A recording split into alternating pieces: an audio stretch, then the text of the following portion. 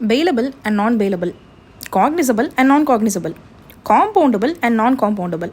இதெல்லாம் என்னன்னு தானே பார்க்குறீங்க.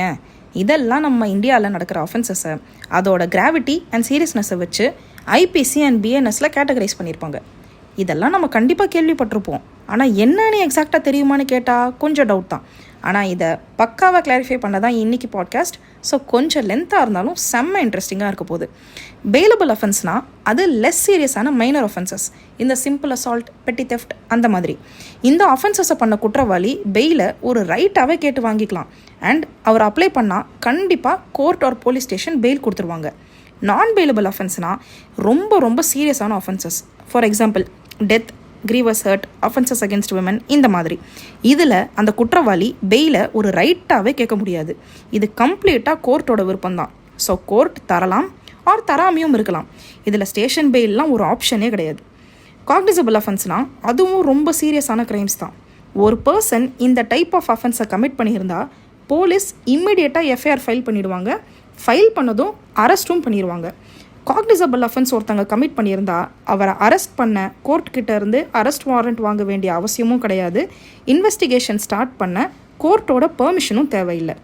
நான் காக்னிசபிள் அஃபென்ஸ்னால் அது லெஸ் சீரியஸான offence compare to cognisable once.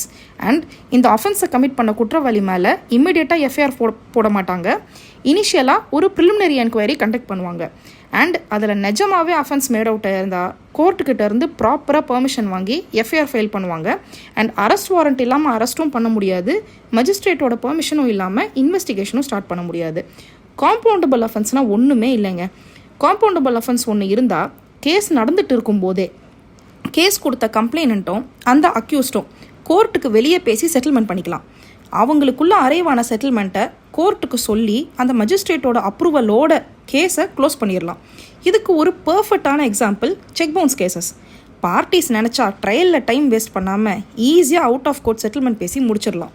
ஆனால் நான் காம்பவுண்டபிள் அஃபென்ஸ்க்கு அந்த மாதிரி கேஸை அவுட் ஆஃப் கோர்ட் பேசி செட்டில்மெண்ட் பண்ணுற ஆப்ஷனே கிடையாது. கேஸில் ஃபுல்லாக ட்ரையலை கம்ப்ளீட் பண்ணுற வரை வெயிட் பண்ணி தான் ஆகணும். ஒரு பர்டிகுலர் அஃபென்ஸ் எந்த கேட்டகரிக்குள்ளே விழும்னு எப்படி நம்ம கண்டுபிடிக்கிறதுன்னு யோசிக்கிறீங்களா?